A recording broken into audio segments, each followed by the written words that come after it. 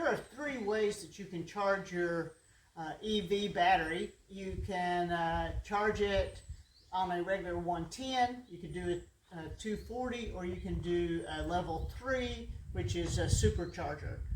Now, if you're going out and paying for charging, you're doing it on a level 2 or 3.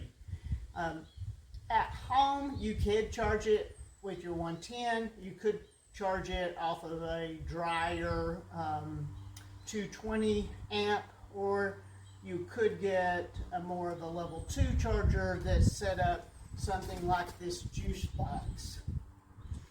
The reason for having a charger at home, an EV charger at home, is mainly convenience. It's much easier to plug your car in when you're home, and also it is less expensive to use your own EV charger, especially if you have solar panels, than it is to go and charge up at some public site.